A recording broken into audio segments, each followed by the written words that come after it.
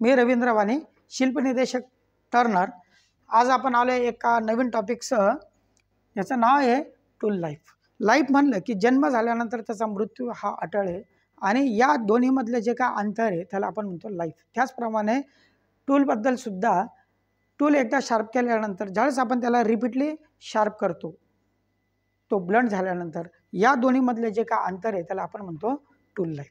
आता tool life, tool blunt होतो का, ब्लंट होतो किंवा टूलची धार का जाते, तर त्याला काही बाबी डिपेंड करतात। जसं त्या मटेरियलची किंवा ज्या मटेरियल आपण काम करणार आहे ते मटेरियलची कंडिशन, त्या मटेरियलची प्रॉपर्टी, जो टूल आपण त्याच्यावरती यूज करत ज्याच्या साह्यानं तो ऑपरेशन करणार आहे तो टूल, त्या टूलचं मटेरियल, त्यानंतर कटिंग स्पीड, मशीनची कंडिशन, या सगळ्या बाबींवरती टूलची लाईफ डिपेंड करते।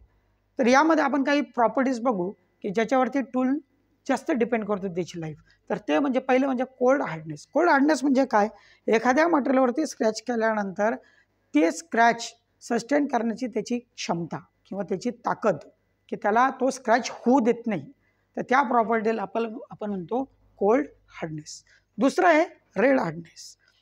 मशीनिंग करताना आपण बघितलं की टेम्परेचर हे वाढत जातं, तर एका पॉईंटला ज्यावेळेस आपण टूल लावतो ज्यावेळेस त्याची जी क्षमता असते तीच क्षमता शेवटच्या पॉईंटला मशीनिंग केल्यानंतर जर असेल तर त्या प्रॉपर्टीला आपण म्हणतो रेड हार्डनेस। आणि तिसरी आहे टफनेस। टफनेस म्हणजे एखाद्या वेळेस त्या टूलवरती अचानकपणे किंवा सडनली जर लोड आला तर तो लोड सस्टेन करण्याची त्याची क्षमता, त्याला आपण म्हणतो टफनेस।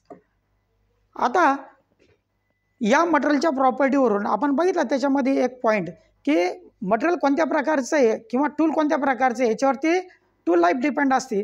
हा दर्शवणारा हा एक टेबल या ठिकाणी आपल्याला दिलेला आहे, ज्याच्यामध्ये दिलेलं आहे मटेरियल आणि त्याची कंडिशन काय आहे आणि त्याच्यावरती आपण कोणत्या प्रकारचा टूल यूज करणार आहे आणि त्याचा इंडेक्स काय, तर या पद्धतीनं आपण याला बघणार आहे। आता यामध्ये एक फॉर एक्झाम्पल आपण जर घेतलं तर निकेल स्टील, की जे आपण रफिंग ऑपरेशनला यूज करणार आहे, म्हणजे ज्याच्यावरती आपण रफिंग ऑपरेशन करणार आहे त्या मटेरियलवरती, त्याच्यासाठी आपण टूल जर HSS हायस्पीड स्टील जर टूल जर वापरला तर त्याचा लाईफ इंडेक्स किती आहे, 0.40, बरोबर। अशा पद्धतीनं हा टेबल वेगवेगळ्या मटेरियलसाठी हा डिझाईन केलेला आहे। तर या टूल लाईफमध्ये टेलर या शास्त्रज्ञानं एक प्रिन्सिपल मांडलेलं आहे की जे प्रिन्सिपलला जो फॉर्म्युला आहे तो आहे VT⁻⁴ आता V म्हणजे काय, तर कटिंग स्पीड, की जी मीटर पर मिनिटमध्ये असणारी, त्याच्यानंतर T म्हणजे त्याची लाईफ, तो किती वेळ चालला, तर हे असणार आहे मिनिटामध्ये।